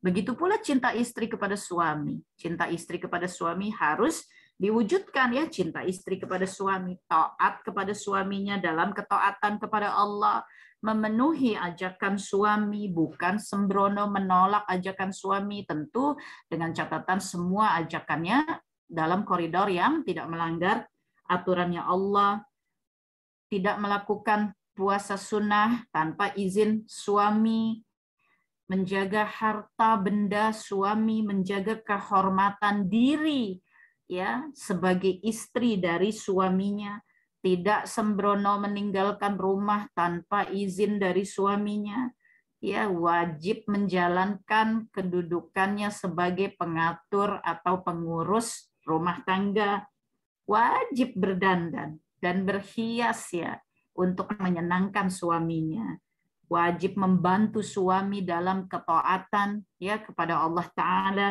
wajib berusaha senantiasa lemah lembut kepada suaminya, ya, ini cinta istri kepada suami, ya, harus diwujudkan, ya, harus diwujudkan. Inilah cinta kepada pasangan. Jadi bukan cinta yang berangan-angan, ya, bukan cinta yang menghayal-hayal, bukan cinta yang seperti cerita-cerita yang diada-adakan gitu ya, tapi cinta kepada pasangan di dalam Islam, inilah bagaimana kita mewujudkan hak dan kewajiban masing-masing dalam hubungan yang halal di hadapan Allah Ta'ala dengan kesadaran bahwa hubungan itu merupakan perjanjian yang kokoh di hadapan Allah. Selanjutnya, warna-warni cinta. Ya. Kemudian adalah cinta kepada anak keturunan. Ya, pada surat Tahrim ayat ke-6 Allah menyampaikan, ya ayyuhallazina amanu, wahai orang-orang yang beriman, peliharalah dirimu dan keluargamu dari api neraka yang bahan bakarnya adalah manusia dan batu. Astagfirullahaladzim wa atubu ilaih. Astagfirullah. Api neraka itu bahan bakarnya manusia. Bahan bakarnya, kata Allah, manusia. Pikirkan, resapi, bawa kepada hati, masukkan dalam iman. Apakah kita mau jadi bahan bakar neraka? Karena kita manusia. Berarti kita punya potensi jadi bahan bakarnya neraka. Karena bahan bakarnya neraka itu manusia dan batu. Oleh karenanya Allah katakan, pelihara dirimu, pelihara diri kita dan keluargamu. Istri, anak, keturunan yang udah punya cucu semua, pelihara, jaga keluarga kita dari api neraka. Api neraka itu penjaganya malaikat-malaikat yang kasar dan keras. Mereka tidak mendurhakai Allah terhadap apa yang diperintahkan Allah kepada mereka dan selalu mengerjakan yang diperintahkan Allah. Ya, kita harus mendidik anak keturunan kita dengan 3 pilar utama Islam yang disampaikan Nabi Shallallahu Alaihi Wasallam pada hadis Jibril, ya, yaitu tauhid, syariat, akhlak. Ya. Ini kita harus jalankan semuanya kepada anak-anak kita sesuai perintah Allah. Orang tua ini memiliki beberapa kewajiban ya kepada anak. Yang pertama, memberi nama yang baik. Karena pada hadis riwayat Abu Dawud disebutkan, sesungguhnya kamu sekalian akan dipanggil pada hari kiamat dengan nama-nama kamu sekalian. Maka perbaguslah nama kalian. Ya, kita akan dipanggil dengan nama itu. Jangan sampai kita tidak memberikan nama yang baik kepada anak-anak kita. Memberikan ASI kepada anak. Baqarah 233. Para ibu hendaklah menyusukan anak-anaknya selama 2 tahun penuh, ya, yaitu bagi yang ingin menyempurnakan penyusuannya. Tentu semuanya kadar Allah.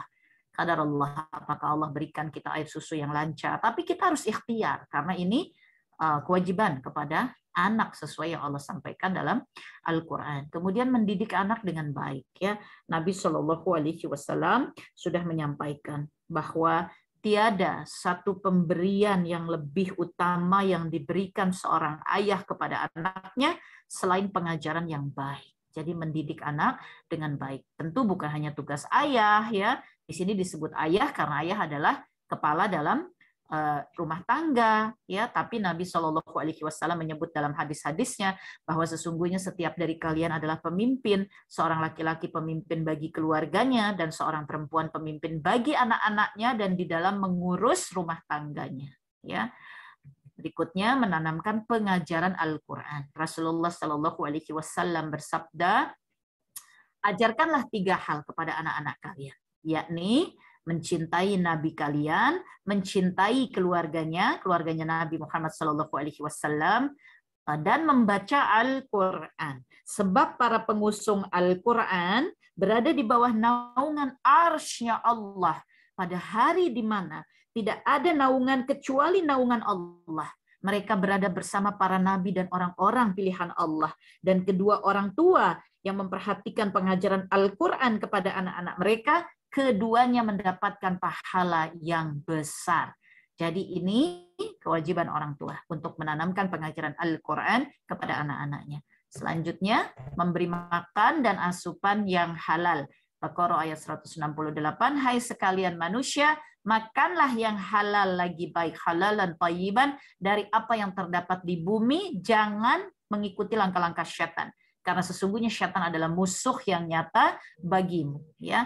Jadi syaitan itu akan membawa kita kepada yang tidak halal dan tidak baik, ya. Tidak halal, tidak baik, tidak thayyib gitu. Tapi perintah Allah makan yang halal dan thayyib. Maka itu kewajiban bagi orang tua untuk memberikan kepada anaknya, ya. Berikutnya bersikap adil. Kalau anak lebih dari satu, mesti adil, mesti berikhtiar orang tua ini. Sesungguhnya Allah menyuruh kamu berlaku adil dan berbuat kebajikan, memberi kepada kaum kerabat. Allah melarang dari perbuatan keji, kemungkaran, permusuhan. Dia memberi pengajaran kepadamu agar kamu mengambil pelajaran. Surah Nahl 90. Jadi berlaku adil ini perintah dari Allah, ya, kepada kaum kerabat, ya. Ya tentu saja anak-anak kita, keturunan kita, ya, ini perintah dari Allah Ta'ala. Kemudian menikahkan anak dengan pasangan yang baik. Kawinkanlah anak-anak kamu yang belum kawin dengan orang yang sudah waktunya kawin. Ya, kawinkanlah anak-anak kamu dan orang-orang yang sudah waktunya kawin, ya, waktunya menikah dari hamba-hambamu baik laki-laki maupun perempuan. Jika mereka itu orang-orang yang tidak mampu, maka Allah yang akan memberikan kekayaan kepada mereka dari anugerahnya. Kalau menjalankan pernikahan sebagai hubungan yang halal. Jadi orang tua harus menikahkan anak-anaknya dengan pasangan yang baik kalau memang sudah waktunya untuk menikah, begitu ya. Jangan di stop, jangan ditunda karena alasan ini dan itu, karena kuncinya menikah. Nabi sudah memberi tuntunan 4 alasan menikah itu, karena wajahnya, ya, karena nasabnya atau keturunannya, karena hartanya, dan karena agamanya. Nabi sudah menuntun pilihlah karena agamanya. Kalau tidak akan celaka, gitu ya. Berikutnya, tidak memarahi atau mengasari anak-anak kita. At-Taghabun ayat 14-15. Hai orang-orang mukmin, sesungguhnya di antara istri-istrimu dan anak-anakmu ada yang bagaikan menjadi musuh bagimu. Maka berhati-hatilah kamu terhadap mereka. Dan jika kamu memaafkan, kamu tidak memarahi, mengampuni serta kamu ampuni mereka, maka sesungguhnya Allah Maha Pengampun lagi Maha Penyayang. Sesungguhnya hartamu dan anak-anakmu hanyalah cobaan bagimu. Di sisi Allah lah pahala yang besar. Ya, jadi kepada anak-anak ini kita harus berusaha jangan marah-marah, kasar, ya. Bahkan ketika anak kita itu seperti musuh, apa perintah Allah? Berhati-hati terhadap mereka. Jangan sampai permusuhan mereka memancing kita, ya, jadi marah, jadi emosi, jadi mengeluarkan kata-kata buruk, kasar. Allah perintahkan kalau kamu maafkan, kalau kamu enggak marah-marah, kalau kamu ampuni mereka, Allah Maha Pengampun lagi Maha Penyayang kepada kita, ya, kepada para orang tuanya. Karena memang anak-anak dan harta itu cuma cobaan aja dari Allah, ya. Dan di sisi Allah ada pahala yang besar kalau kita jalankan perintah-perintah Allah ini. Baik, mungkin itu dari Teteh tentang warna-warni cinta, ya. Sebagai penutup, sebelum kita akhiri pertemuan kita, maka Teteh ingin ingatkan juga, yaitu salah satu ayat dari surah Ali Imran yang ke-14, di mana Allah Subhanahu wa Ta'ala sudah menyebutkan bahwa dijadikan indah pada pandangan manusia rasa cinta kepada apa-apa yang diinginkan, yaitu wanita-wanita, anak-anak, harta yang banyak dari jenis emas, perak, kuda pilihan, binatang-binatang ternak, sawah, ladang. Sesungguhnya itulah kesenangan hidup di dunia. Cinta kepada berbagai macam hal di dunia ini, itulah kesenangan hidup di dunia. Tapi Allah mengingatkan pada ayat ini, di sisi Allah lah tempat kembali yang baik. Ya, jadi bisa saja di dunia ini kita memiliki perasaan cinta kepada berbagai macam hal yang sudah Allah sebutkan itu. Allah ingatkan, itu kesenangan dunia. Tapi yang paling mesti kita inginkan, pikirkan, harapkan, itu adalah tempat kembali di sisi Allah, yaitu surganya Allah Ta'ala. Semoga Allah merahmati jemaah semuanya. Insya Allah Allah berikan kita kesabaran, kekuatan dalam menjalani segala warna-warni cinta dalam kehidupan kita, dengan orang tua, ya, dengan pasangan, dengan anak keturunan, dengan karib kerabat lainnya. Semoga Allah jadikan kita hamba-hamba yang sabar, Amin ya rabbal alamin. Wallahu a'lam bishawab. Demikian yang Teteh bisa sampaikan pada pertemuan kita yang kedua dalam Hadijati Muslimah Class Let's Learn About Love edisi Februari. Teteh kembalikan dulu kepada Nisa dari tim Hadijati Dakwah Center untuk melanjutkan sesi terakhir ya, 10 menit yang terakhir. Tafadhali Nisa. Oke, baik. Terima kasih Teh atas jamuan materinya mengenai warna-warni cinta. Karena kemarin kita udah bahas keutamaan cinta, yaitu cinta kepada Allah dan cinta kepada Nabi Rasulullah SAW. Dan sekarang kita ngebahas tentang cinta berjihad kepada Allah yang tadi di awal, serta cinta kepada makhluk. Cinta kepada anak, cinta kepada orang tua, cinta kepada pasangan, cinta kepada kerabat. Oke, selanjutnya adalah sesi diskusi. Gimana untuk sahabat Hadijati yang ingin bertanya sama Teteh, boleh nih karena hari ini hanya 1 pertanyaan aja. Boleh bertanya nanti besok kita akan beri kebebasan untuk sahabat Hadijati untuk bertanya, tapi untuk hari ini hanya 1 orang. Oke, boleh raise hand. Oh, ada 2 orang nih, yaitu Ukhti Ririn nih, ada Ukhti Ririn. Ukhti Ririn dan Ukhti Mazlin. Oke. Kita coba Ukhti Ririn ya, maaf ya Mazlin karena tadi sudah raise hand lebih dulu kayaknya ya. Oke, boleh. Boleh Ukhti Ririn di-unmute untuk melontarkan pertanyaannya. Assalamualaikum warahmatullahi wabarakatuh. Waalaikumsalam warahmatullahi wabarakatuh. Alhamdulillah, terima kasih juga untuk malam kadarullah badan gak enak. Tapi alhamdulillah hari ini dikasih kesempatan oleh Allah Subhanahu wa taala untuk dapat hadir di kajian ilmu sore ini. Yang saya mau tanyakan dari hal cinta kita kepada Allah, cinta kita kepada Nabi Rasul yang telah Teteh sampaikan, begitu ya. Dan saya mau tanyakan bagaimana sih untuk tetap istiqomah kita menjaga cinta kita kepada Allah dan Rasul, bagaimana ya sometimes kita keluar dari track atau malah kita udah on track ya, kita mengenali cinta kita kepada Allah ke Rasul, tapi kita terbuai lagi dengan yang namanya cinta kepada makhluknya, lebih mencintai makhluknya atau lebih cinta kepada yang kita lihat, yang kita punya miliki sekarang ini, mungkin keturunan seperti itu. Takutnya kan hal-hal itu juga menjadikan kita menyekutukan Allah karena kita lalai, karena kita tidak mencintai Allah dengan seutuhnya, begitu Teh. Bagaimana kita menjaga istiqomah kita supaya kita tetap kontak cinta dan menjaga cinta kita ini tetap utuh seperti itu kepada Allah Subhanahu wa taala dan Nabi-Nya, begitu ya Allah. Sekian Teteh pertanyaannya. Jazakallahu khairan. Terima kasih atas kesempatannya. Assalamualaikum warahmatullahi wabarakatuh. Waalaikumsalam warahmatullahi wabarakatuh. Baik, terima kasih Ukhti Ririn atas pertanyaannya. Boleh Teh langsung dijawab? Ya, baik. Bismillahirrahmanirrahim. Pertama sekali tentu minta maaf ya di setiap pertemuan, baik kemarin yang pertama maupun hari ini, kesempatannya hanya 1 penanya, sebab pertemuan ketiga besok judulnya curhat tentang cinta. Jadi besok tidak ada materi, tapi langsung kita bisa saling sharing, diskusi, ya, curhat, ya, insya Allah. Tentu kita akan mencari jawabannya hanya dengan bersandar kepada Quran dan hadis.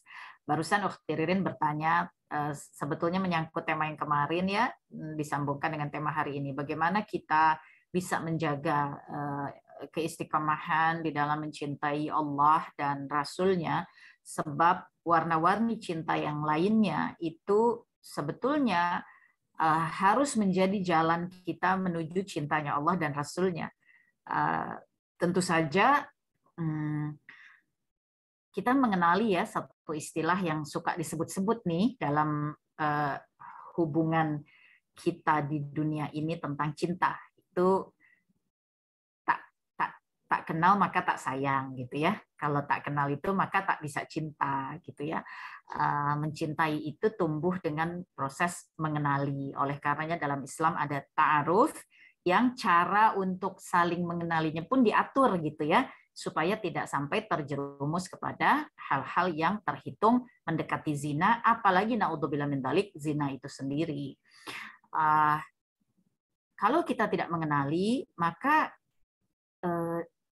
proses untuk mencinta itu tentu akan tersendat-sendat, ya. Maka kemarin dalam kajian yang kemarin ada hikmah ya dari ulama salaf ya, salafus salih, ulama terdahulu begitu ya, yang menyampaikan man arafa nafsahu faqad arafa rabbahu.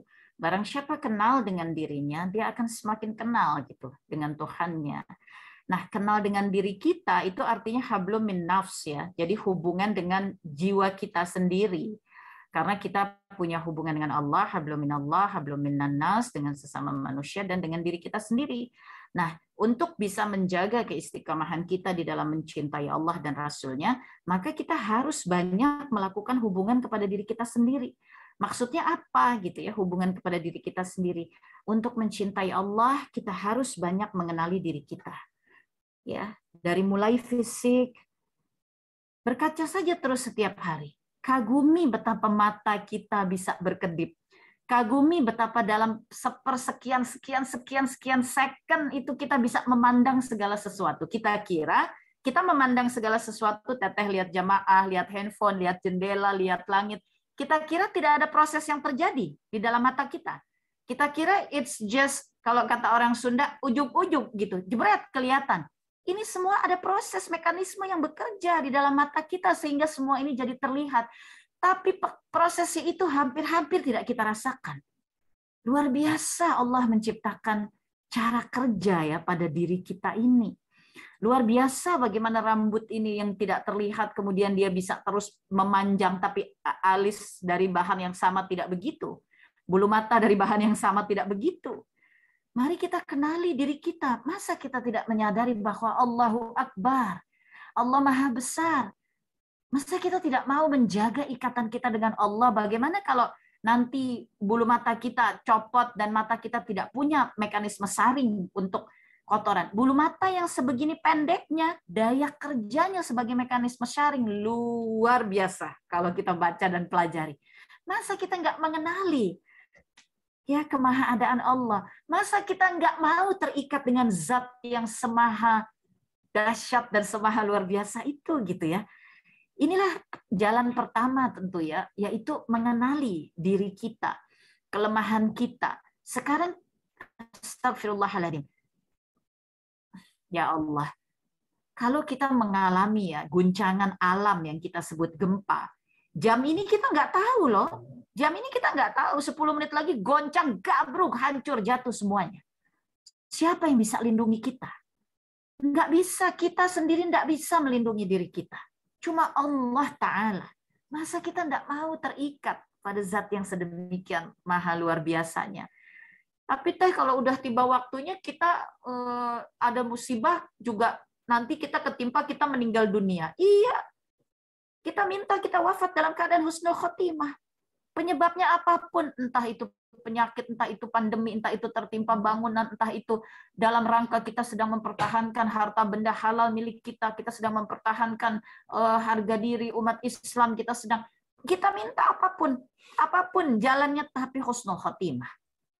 Ya, husnul khotimah.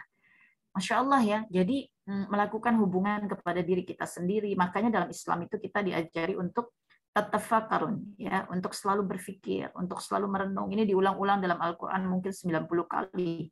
Ya, tatafakkarun ya. Terus Allah tanyakan, berpikir nggak sih kamu? Berpikir nggak sih kamu gitu ya? Berpikir nggak sih? Makanya dikasih akal kan untuk kita berpikir gitu. Makanya Al-Qur'an itu harus dikaji. Ya, harus kita pikirkan. Oleh karena kita dikasih akal sama Allah supaya kita bisa melakukan perjalanan bersama Al-Qur'an gitu. Terus mengkaji. Jadi tadi poin pertamanya ya, kita harus banyak melakukan tafakkur, hablum min nafs ya, hubungan dengan diri kita sendiri. Kemudian kita harus mengkaji kepada Al-Qur'an atau thalabul ilmi, lalu berdoa ya, berdoa. Kalau doa tuh harus mengerti prioritasnya. Jangan sampai kita berdoa terdorong atau terbawa kepada nafsu kita. Kebutuhan-kebutuhan, keinginan-keinginan, butuh uang, butuh makan gitu ya, butuh karir, butuh pasangan, kalau yang masih jomblo misalnya, butuh ini dan itu. Lalu kita lupa bahwa kebutuhan sesungguhnya pada diri kita itu selamat sampai surganya Allah. Itu kebutuhan kita. Kita nggak butuh apa-apa yang lain selain selamat sampai di surganya Allah. Kita tidak mau disiksa di alam kubur. Kita tidak mau menjadi bagian yang disiksa di hari kiamat. Kita tidak mau jadi bagian yang dibangkitkan dalam keadaan mengerikan. Kita tidak mau jadi bagian yang celaka di hari penghisaban. Kita tidak mau jadi bagian yang terjungkal ketika melintas sirat. Naudzubillah min dzalik, ya Allah ya. Keutamaan hidup kita ini, kita ingin selamat sampai di surga, ya sahabat Khadijati. Maka dalam doa kita itu kita utamakan permintaan itu kepada Allah Ta'ala. Allah sudah menjamin kok, barang siapa yang bersungguh-sungguh menginginkan akhiratnya, dia akan mendapatkannya. Allah sudah sebutkan dalam surah Al-Isra 19, ya. Allah sudah jamin itu, makanya kita harus bersungguh-sungguh bahkan dalam doa kita minta selamat di akhirat.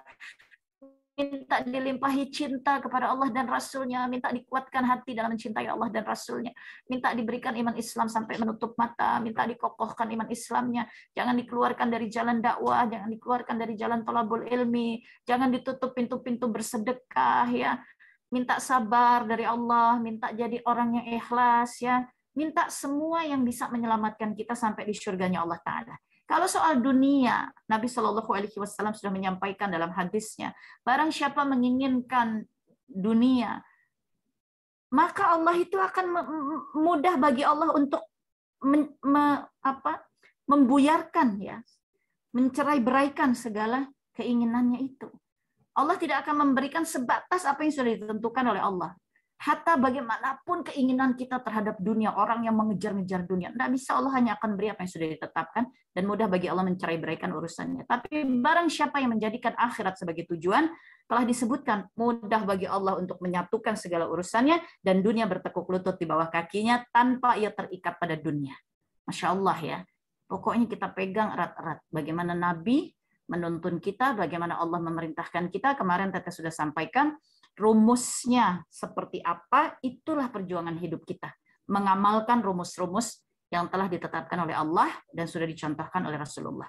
Karena kalau rumusnya benar, itu jawabannya ketemu, insya Allah nilainya juga bagus. Kan kemarin contohnya begitu ya, kita ujian, kemarin contohnya kan Teteh kasih soal 2 tambah 2 dalam kurung pangkat 2, kali 3 bagi 6, ditambah 7, berapa hasilnya? Aduh, bingung. Tapi kan waktu kita sekolah dikasih tahu rumusnya, cara ngerjakannya. Oh, kerjakan dulu yang di dalam kurung. Baru kemudian pangkat luarnya. Baru setelah itu tambah kurangnya. Ada rumus pengerjaannya. Kalau dipakai rumusnya ketemu jawabannya. Seberapa rumit pun soalnya. Insya Allah ketemu jawabannya. Ya. Dan kalau jawabannya ketemu, insya Allah nilainya baik. Gitu. Ya. Jadi itu yang kita mesti kerjakan dalam proses berkeimanan kepada Allah. Hingga cinta kepada Allah dan Rasul-Nya. Mudah-mudahan akan terjaga pada tempatnya. Wallahu a'lam bishawab. Demikian dari Teteh. Dan terakhir, ingat bahwa dari Allah itu semuanya baik. Karena Allah yang maha cinta, ya, yang maha cinta. Jadi apapun peristiwa hidup kita, jangan sempat kita mengatakan ini buruk. Jangan sempat kita mengatakan kok jelek banget. Jangan sempat kita mengatakan musibahnya kok seperti ini amat. Hatta kategorinya musibah. Hatta kategorinya apa? Kehilangan, ya, apapun lah yang kita rasa sebagai sulit, sebagai berat, tapi tak perlu kita membesar-besarkannya di hadapan Allah Ta'ala. Karena Allah itu maha cinta, maka semua apa yang terjadi pada kita itu datang dari kemahacintaan Allah Ta'ala. Allah melihat nilai kita kurang. Nabi mengatakan Allah ingin memberimu surga, tapi amalanmu tidak mencapai surga, maka Allah beri engkau kesusahan. Allah mau kasih kita surga, tapi nilai kita tidak sampai, maka Nabi katakan Allah berikan kepadamu kesulitan. Supaya kita punya jalan berjuang, lalu nyampe nilai kita untuk masuk ke surganya Allah. Nah ini kita paham dari mana? Thalabul ilmi. Makanya harus thalabul ilmi. Kalau tidak thalabul ilmi, dikasih kesusahan, awur-awuran kita. Dulu juga Teteh begitu. Marah gitu, nggak terima dengan keadaan begini. Katanya Allah maha kasih masa yang aku begini kata anak nggak thalabul ilmi. Tapi begitu kita tahu bahwa Allah tuh mau kasih surga, tapi nilai kita belum sampai, maka Allah berikan kesulitan. Karena dalam kesulitan di sana ada ladang sabar. Dalam kesulitan di sana ada ladang berjuang. Dalam kesulitan di sana ada ladang untuk kita mendekat, memohon kepada Allah. Disitulah Allah akan tambahkan nilai-nilai kita, dikatrol supaya cukup untuk sampai di surganya Allah Ta'ala. Ya, jadi insya Allah mungkin itu jawaban dari Teteh ya, untuk mempertahankan cinta kita kepada Allah dan Rasulnya. Tentu kita harus mengenali terus diri kita, banyak bertafakur, kita harus mengkaji Al-Quran, kita harus berproses terus dalam talabul ilmi, ya, dan kita harus menegakkan doa-doa dengan prioritas yang jelas, bahwa kita memang hidup dengan memohon agar kita terikat kepada cinta kepada Allah dan Rasulnya. Demikian ya, Ukhti Ririn, mudah-mudahan ada manfaatnya. Kita harus menutup pertemuan kita pada sore hari ini sebelum ditutup oleh tim Khadijati. Teteh akan menutup majelis ini. Mari kita bersama-sama menundukkan hati kita di hadapan Allah, memohon ampunan dari Allah Ta'ala. Astaghfirullahalazim, astaghfirullahalazim, astaghfirullahalazim, wa atubu ilaih. Asyhadu an la ilaha illallah, wa asyhadu anna Muhammadan abduhu wa rasuluh. Alhamdulillahi rabbil alamin, alhamdulillahillazi bi ni'matihi tatimmus shalihat. Rabbana zalamna anfusana wa illam taghfir lana wa tarhamna lanakunanna minal khashirin. Rabbana hab lana min azwajina wa dhurriyyatina qurrata a'yun waj'alna lil muttaqina imama. Rabbana ighfir lana wa liwalidina wa li jami'il muslimin wal muslimat wal mu'minin wal mu'minat al ahya'i minhum wal amwat innaka 'ala kulli syai'in qadir. Rabbana atina fid dunya hasanah wa fil akhirati hasanah wa qina azabannar wa qina azabannar wa qina azabannar. Subhana rabbika rabbil izzati amma yasifun wassalamun 'alal mursalin walhamdulillahi rabbil alamin. Subhanakallahumma wa bihamdika asyhadu an la ilaha illa anta astaghfiruka wa atubu ilaik. Amin ya Allah ya rabbal alamin. Jazakumullah khairan katsir kepada tim Khadijati Dakwah Center dan seluruh sahabat Khadijati, para muslimah yang bergabung di Khadijati Muslimah Class pada edisi Februari Let's Learn About Love. Semoga Allah merahmati kita semuanya sampai berkumpul lagi di surganya Allah Ta'ala. Wassalamualaikum warahmatullahi wabarakatuh. Waalaikumsalam warahmatullahi wabarakatuh. Oke, baik sahabat Khadijati, sebelum kita tutup, kita akan foto bersama terlebih dahulu karena pada saat hari ini partisipan berjumlah 107 dengan 5 slide. Oke, baik. Dimulai dari slide pertama ya, sahabat Khadijati, untuk foto bersama, dan mohon sahabat Khadijati untuk membuka kameranya terlebih dahulu untuk difoto bersama Teteh Khadijah. Oke? Boleh dari sekarang dibuka kameranya untuk panitia, siap-siap kita akan foto bersama dimulai dari slide pertama. Baik, 3, 2, 1. Sudah? Slide kedua. 3, 2. Oke, slide kedua. 3, 2, 1.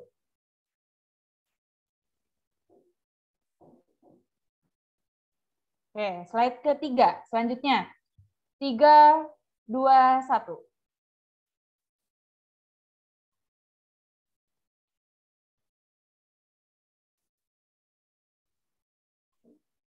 Oke, slide keempat. 3, 2, 1. Slide kelima, terakhir. Oke, hanya slide 4 aja. Oke, baik, saya ucapkan jazakumullah khairan katsir untuk sahabat Khadijati yang sudah hadir pada hari ini, serta media partner yang sudah mensupport acara hari ini. Saya Anissa Permatasari pamit undur diri, sampai jumpa esok hari. Wassalamualaikum warahmatullahi wabarakatuh. Waalaikumsalam warahmatullahi wabarakatuh. Syukran semuanya. Mudah-mudahan besok Allah berikan umur kita kumpul lagi insya Allah. Terima kasih untuk keluarga besar Akhwat Bergerak ya, dan seluruh mitra dakwah Terang Jakarta, Akhwat Bersolawat, Hijratul Kafah, kawan sejalan, semuanya yang tidak bisa disebutkan yang insya Allah bergabung sore hari ini. Jazakumullah khairan katsir. Sampai besok. Assalamualaikum warahmatullahi wabarakatuh. Waalaikumsalam warahmatullahi wabarakatuh.